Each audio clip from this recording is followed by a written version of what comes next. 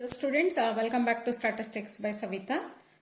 ಎಲ್ಲರೂ ಸ್ಟಡಿ ಮಾಡ್ಲಿಕ್ಕತ್ತೀರ ಅಂದ್ಕೊಳ್ತೀನಿ. ಬಟ್ 2 ಮಾರ್ಕ್ಸಿಂದು ಇದನ್ನು ಹಾಕಿ ಅಂತ ಭಾಳ ಕೇಳ್ತಾ ಇದ್ರಿ, ಮೆಸೇಜ್ ಮಾಡ್ತಾ ಇದ್ರಿ. ದಟ್ಸ್ ವೈ ಈಗ ಸಪ್ತಾನೆ ನಾನು 2 ಮಾರ್ಕ್ಸಿಂದನ್ನು ಇಂಪಾರ್ಟೆಂಟ್ ಕ್ವಶನ್ಸು, ಥಿಯರಿ ಕ್ವಶನ್ಸನ್ನೇ ಮಾಡಿದ್ದೀನಿ.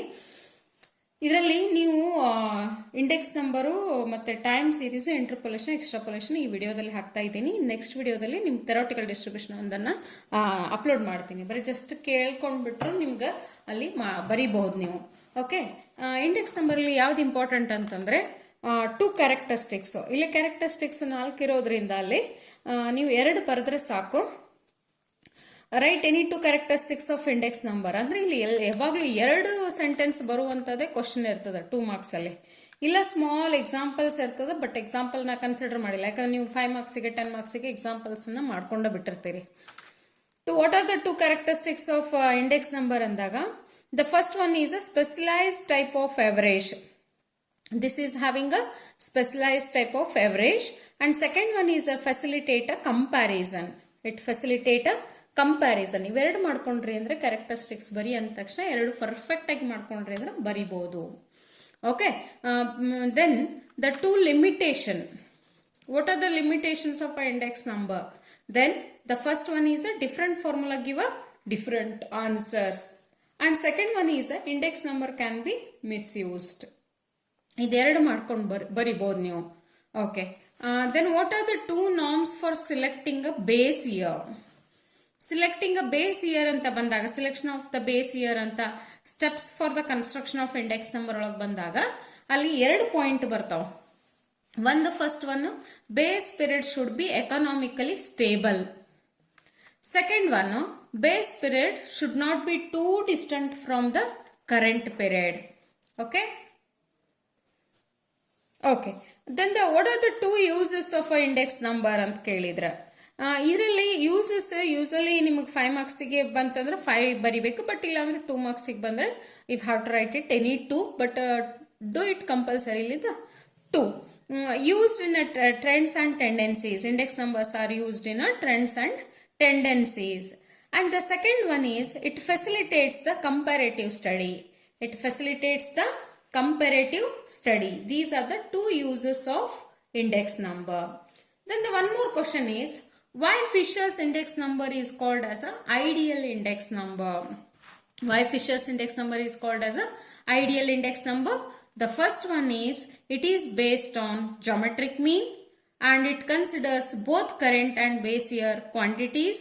ಇಲ್ಲಿ ಅದು ಜಾಮೆಟ್ರಿಕ್ ಮೀನ್ ಅನ್ನು ಕನ್ಸಿಡರ್ ಆಗಿರ್ತತಿ, ಮತ್ತು ಬೋತ್ ಕರೆಂಟ್ ಇಯರ್ ಮತ್ತು ಬೇಸ್ ಇಯರ್ ಕ್ವಾಂಟಿಟೀಸ್ ಇರ್ತದೆ. It satisfies TRT and FRT and it is a free of bias. ಇಲ್ಲಿ 4 ಇರೋದ್ರಿಂದ ಮಿನಿಮಮ್ 3 ಆದ್ರೂ ಬರೀಲೇಬೇಕಾಗ್ತದೆ ನೀವು. It depends on the paper setter ಆಗ್ತದೆ. 4 ನೀವು ಮಾಡ್ಕೊಂಡ್ಬಿಟ್ರಿ ಅಂತಂದ್ರೆ ಮಿನಿಮಮ್ 3 ಆದ್ರೂ ಇದ್ರೆ ಮಾತ್ರ ಅಲ್ಲಿ ಮಾರ್ಕ್ಸ್ ನಿಮ್ಗೆ ಸಿಗ್ತದಲ್ಲೇ. Okay, next, what are the steps for the construction of a consumer price index number? What are the steps ಅಂದಾಗ ಅಲ್ಲಿ 4 steps ಬರ್ತದ. ಒಂದು purpose and scope, second one is a conducting a family budget enquiry and weights, obtaining a price quotations, and the fourth one is a computing the index number. ಅಂದ್ರೆ aggregative expenditure method ಮತ್ತು family budget ಇಲ್ಲೇ compute ಮಾಡ್ತೀರಿ. First purpose and scope, conducting a family budget enquiry and weights, obtaining a price quotations and computing the index number. This is a steps for the construction of consumer price index number. Then what are the methods of consumer price index number? The first one is aggregative expenditure method and second one is a family budget method. Okay, then these are the ಇಲ್ಲಿ 9 questions ನಿಮ್ಗೆ ಹೇಳಿದ್ನಲ್ಲ, ಅದು index ನಂಬರ್ದು. Index ನಂಬರ್ದು ನೀವು theory questions, problem ಬಂದ್ಬಿಟ್ಟು problem last years ಕೊಡ್ಬೋದು, past years ಕೊಟ್ಬಿಟ್ಟು ಡಾರ್ಬಿಶ್ ಬಾಲೆ ಕೇಳ್ಬೋದು ಅವರು, ಇಲ್ಲ ಫಿಶರ್ಸ್ ಇಂಡೆಕ್ಸ್ ನಂಬರ್ ಕೇಳ್ಬೋದು. ಈ ರೀತಿಯಾದ ಸ್ಮಾಲ್ ಎಕ್ಸಾಂಪಲ್ಸ್ ಇರ್ತದ. ಮತ್ತು ಇಲ್ಲ ಅಂತಂದ್ರೆ ನಿಮಗೆ ಈ ರೀತಿ ಅವರು ಥಿಯರಿ ಕ್ವಶನ್ ಮ್ಯಾಕ್ಸಿಮಮ್ 90% ಈ ಕ್ವಶನ್ಸ್ ಒಳಗಿಂದ ಒಂದು ಕ್ವಶನ್ ಅನ್ನ ನಿಮ್ಗೆ ಅಲ್ಲಿ ಕೇಳಬಹುದು. Okay, then the time series chapter. Time series ಅಲ್ಲಿ 2 ಮಾರ್ಕ್ಸ್ ಇಂದ ಒಂದು ಕ್ವಶನ್ ಬರ್ತದೆ ನಿಮ್ಗೆ. ಅಷ್ಟ್ರಾಗ ವೈಟಲ್ ಸ್ಟ್ಯಾಟಿಸ್ಟಿಕ್ಸ್ ಅಲ್ಲಿ 2 ಮಾರ್ಕ್ಸ್ ಇಂದ ಬರಲ್ಲ. ಇಂಡೆಕ್ಸ್ ನಂಬರು ಮತ್ತು ಟೈಮ್ ಸೀರೀಸು ಇಂಟರ್ಪೊಲೇಷನ್ ಎಕ್ಸ್ಟ್ರಾಪೊಲೇಷನ್ ಅದಕ್ಕೆ ನಾನು ಇಲ್ಲಿ ತಗೊಂಡಿದ್ದೀನಿ. ಯಾವುದು 2 ಮಾರ್ಕ್ಸಿಗೆ ಬರುತ್ತೋ ಅದೇ ತಗೊಂಡಿದ್ದೀನಿ. ಟೈಮ್ ಸೀರೀಸ್ ಅಲ್ಲಿ uses of time series. The first one is comparison between one period to another. What are the uses of time series? Time series ಹೆಂಗಿರ್ತದೆ ಅಂದ್ರೆ comparison between one period to another. Second one, it helps in estimating the future behavior. It helps in estimating the future. For knowing the past behavior, it helps in estimating the future behavior. Okay, ಅಂದ್ರೆ ಮೊದ್ಲಿಂದ ನೋಡ್ಬಿಟ್ಟು next find out ಮಾಡೋದು. ಈಗ sales ಎಷ್ಟಿತ್ತು, market ಎಷ್ಟಿತ್ತು, ಅಥವಾ population ಎಷ್ಟಿತ್ತು previous year, ಅದ್ರ previous year. For knowing the past behaviour you have to calculate the future behavior. Okay, that is the uses of a time series. Then what are the components of time series? The components is, the first one is a secular trend, second one is a seasonal variation, cyclical variation and irregular variation. Components 4 components ಬರ್ತದೆ ನಿಮಗಿಲ್ಲೇ. Okay, then what are the different stages of a business cycle? Business cycle ಅಂತ ಬಂದಾಗ ನೀವು drawing ಮಾಡ್ಬೋದು. Draw stages of a business cycle ಅಂತ ಅವ್ರು ಕೊಟ್ಬಿಟ್ರೆ ನೀವು draw ಮಾಡಿ ಅದನ್ನ ತೋರಿಸ್ಬೋದು. ಒಂದು prosperity, decline, depression and recovery. Okay, ಇದನ್ನ ನೀವು ಇದನ್ನ ಮಾಡಿ ಫುಲ್ ಬರಿಬೇಕಿಲ್ಲೇ. Prosperity, decline, depression and improvement.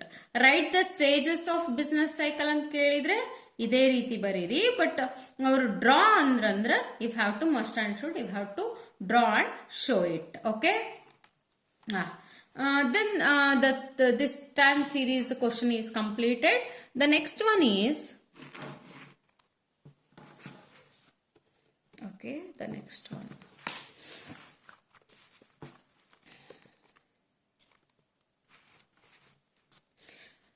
ನಾನು ಬರ್ಕೊಂಡಿದ್ದೀನಿ ಇವೆಲ್ಲ ಕ್ವಶನ್ಸ್ ಅನ್ನ. ಯಾವ್ದು ಇಂಪಾರ್ಟೆಂಟ್ ಅವನ್ನಷ್ಟೇ ಮಾಡ್ತಾ ಇದ್ದೀನಿ ಇಲ್ಲಿ. What are the factor causes in a seasonal variation? Then what are the factors causes in a seasonal variation ಅಂದಾಗ climate and weather condition. Second one is customs, traditions and habits of the people. Climate and weather condition ಮತ್ತು second one customs, traditions and habits of the people.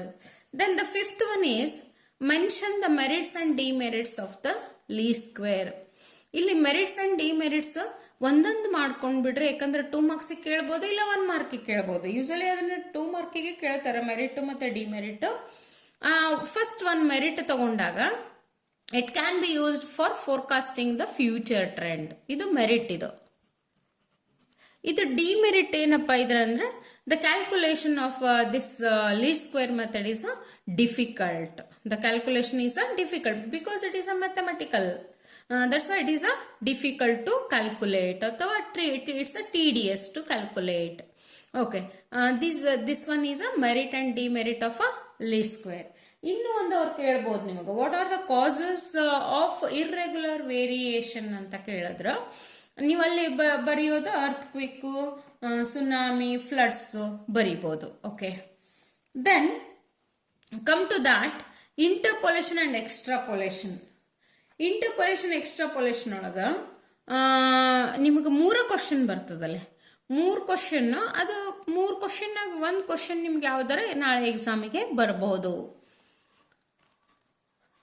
Define interpolation and extrapolation. The technique of finding y which corresponds to an argument x which lies in the range x0 to xn is called as a interpolation. Okay, andre for finding a y value which corresponds to x0 to xn. Okay, the technique of finding y which corresponds to an argument x which lies outside the range x0 to xn is called as a extrapolation. Okay, then this repeated question ಇದು interpolation ಮತ್ತು extrapolation definition ಕೇಳಿದ್ರು ಅಂತಂದ್ರೆ ಇದೇ definition ನಿಮಗೆ ಇಲ್ಲಿ ಬರಬಹುದು. Okay, then the 2 assumptions. The first one is there are no sudden jumps from one period to another period. There are no sudden jumps from one period to another. Second one is there will be no consecutive missing values. There will be no consecutive missing values. Okay. Then ಇದೆರಡು ಮಾಡ್ಕೊಂಡ್ಬಿಟ್ರೆ ಅಂದ್ರೆ ಸಾಕು. Two assumptions also very important. The third one question is write down the conditions of a binomial expansion method. ಇದು last year 2022 question paper ಒಳಗೆ ಕೇಳಿದ್ರಿ ಇದನ್ನ. Conditions most probably ಈ ವರ್ಷ ಕೇಳಲಿಕ್ಕಿಲ್ಲ, ಬೇರೆದ್ ಕೇಳ್ಬೋದು ಅಥವಾ ಅದನ್ನೇ ಕೇಳಿದ್ರು ಕೇಳ್ಬೋದು. ಬಟ್ ಮ್ಯಾಕ್ಸಿಮಮ್ ಇದನ್ನ ಲಾಸ್ಟ್ ಇಯರ್ ಕೇಳಿದ್ರಿ ಇದನ್ನ ಕ್ವಶನ್ ಅನ್ನ. Then the first one is independent variable have a common difference.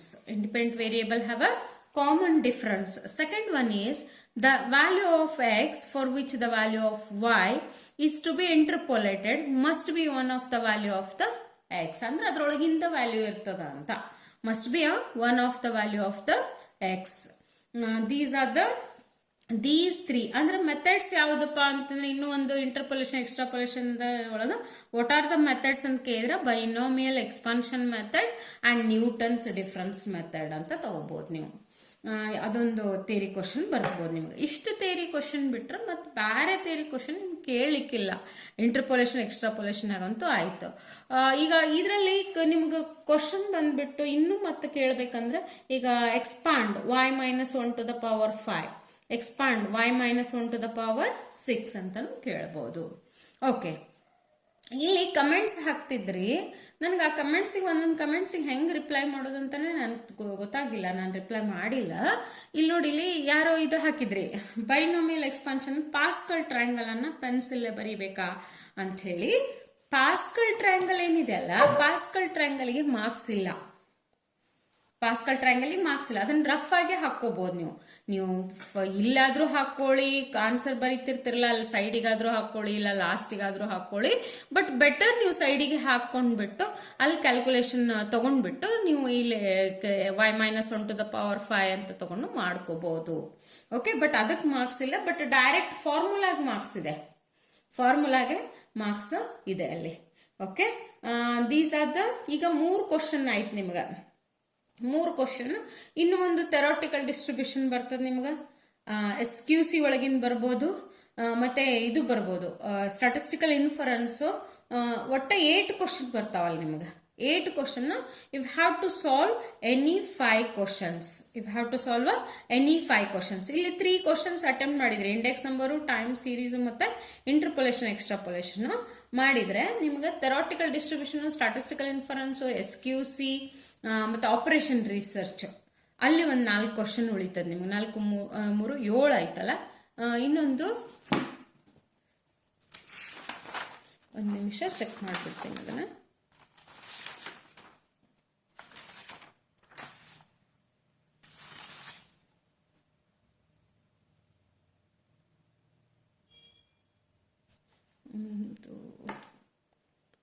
components of time series, interpolation, extrapolation, null hypothesis. Okay students, ಇಲ್ಲಿ ಸ್ಟಾಟಿಸ್ಟಿಕಲ್ ಇನ್ಫರೆನ್ಸ್ ಇಂದ 2 ಕ್ವಶನ್ ಬರ್ತದೆ. 2 ಮಾರ್ಕ್ಸ್ ಇಂದು. ನೀವು ಅದೆರಡು ಕ್ವಶನ್ ಬೇಕಂದ್ರೆ ನಲ್ ಹೈಪೋಥೆಸಿಸ್, ಆಲ್ಟರ್ನೇಟಿವ್ ಹೈಪೋಥೆಸಿಸ್ ಇರ್ಬೋದು, ಟೈಪ್ 1 ಟೈಪ್ 2 ಎರರ್ ಇರ್ಬೋದು. ಯಾವ್ದಾರ 2 ಕೂಡಿಸಿ ಒಂದು ಕ್ವಶನ್ ಅವ್ರು ಕೊಡ್ತಾರ, ಇಲ್ಲ ಸ್ಟ್ಯಾಂಡರ್ಡ್ ಎರರ್ ಫೈಂಡ್ ಔಟ್ ಮಾಡೋದಿರ್ಬೋದು ನಿಮಗೆ. ಓಕೆ, ಆ ರೀತಿ ಕ್ವಶನ್ಸ್ ಬರ್ಬೋದು. ಅಂದರೆ ನಾನು ಇಲ್ಲಿ ಒಂದು ಕ್ವಶನ್ ಪೇಪರಲ್ಲಿ ನೋಡಿದೆ, ಜಸ್ಟ್ ಒಂದು ನಿಮಿಷ ತೋರಿಸ್ಬಿಡ್ತೀನಿ ನಿಮಗೆ.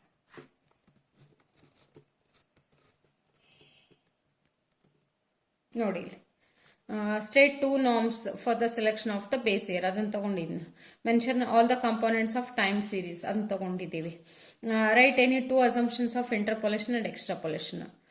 ಮತ್ತು ಇದು ನೀವು ಅಲ್ಲಿ Bernoulli distribution, binomial, Poisson, normal ಡಿಸ್ಟ್ರಿಬ್ಯೂಷನ್ದು ಪ್ರಾಪರ್ಟೀಸು, ಕೈ ಸ್ಕ್ವೇರ್ ಮತ್ತು ಟೀದು ಫೀಚರ್ಸ್ ಮಾಡ್ಕೊಂಡ್ಬಿಟ್ರಿ ಅಂದ್ರೆ ಅದರಲ್ಲಿ ಒಂದು ನಿಮ್ಮದು ಕವರ್ ಆಗ್ತದೆ. ಬಟ್ ಮ್ಯಾಕ್ಸಿಮಮ್ ಬರ್ನೋಲಿನೂ ಕೇಳ್ಬೋದಲ್ಲೇ. ಆಮೇಲೆ 2 ಕ್ವಶನ್ ನಿಮ್ಗೆ ಸ್ಟಾಟಿಸ್ಟಿಕಲ್ ಇನ್ಫರೆನ್ಸ್ ಇಂದ ಇರ್ತದೆ. ಒಂದು ಥಿಯರಿ ಇರ್ಬೋದು, ಒಂದು problem. Statistical error find out ಮಾಡೋದು, ಇಟ್ಸ್ ಆಲ್ಸೋ ವೆರಿ ಈಸಿ.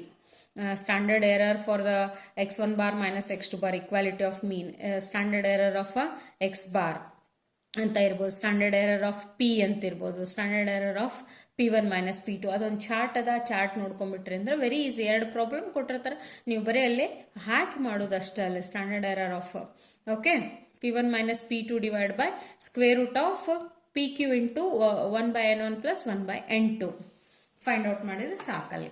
ಇಲ್ಲಿ ಪಿನ ಕ್ಯಾಪಿಟಲ್ ಪಿನ N1 P1 N2 P2 divide by N1 plus N2 ಮಾಡ್ಕೊಂಡ್ರೆ ಸಾಕು. ದೆನ್ ಒಂದು ಆಪರೇಷನ್ ರಿಸರ್ಚ್ ಇರ್ತದೆ. ಆಪರೇಷನ್ ರಿಸರ್ಚ್ ಒಳಗೆ ವ್ಯಾಲ್ಯೂ ಆಫ್ ದ ಗೇಮ್ ಇರ್ಬೋದು, ಯಾವ್ದಾರ ಇರ್ಬೋದು ಇಲ್ಲಿ. Okay okay students, thank you for watching the video. Subscribe, like and comment the video. ನೋಡ್ರಿ, ಇದು ಯೂಸ್ ಆಯ್ತಂತಂದ್ರೆ ನಿಮ್ಗೆ ನನಗೆ ಬೇರೆ ಪಟ್ನ ತಿಳಿಸ್ರಿ, ನಾನು ಇಮಿಡಿಯೇಟ್ ಮಾಡಿ ನಿಮ್ಗೆ ಇದನ್ನು ಮಾಡ್ತೀನಿ. ನಿಮ್ಮ ಸಲುವಾಗಿ ನಾನು ಎಫರ್ಟ್ ಹಾಕ್ತಾ ಇದ್ದೀನಿ, ಮಾಡ್ತಾನೆ ಇದ್ದೀನಿ. ಬೆಳಗ್ಗೆಯಿಂದ ಡೌಟ್ಸ್ ಕ್ಲಿಯರ್ ಮಾಡ್ತಾ ಇದ್ದೀನಿ ಸ್ಟೂಡೆಂಟ್ಸದ್ದೆಲ್ಲ. ಹೋಪ್ಸೋ ಎಲ್ಲರದು ಪೇಪರು ಈಸಿ ಇರ್ತದೆ. ಎಲ್ಲರೂ ಹೋಪ್ಸೋ ಎಲ್ಲರೂ ಸ್ಕೋರ್ ಮಾಡ್ತೀರಿ ಅಂದ್ಕೊಳ್ತೀನಿ. Okay students, all the best. Thank you for watching the video.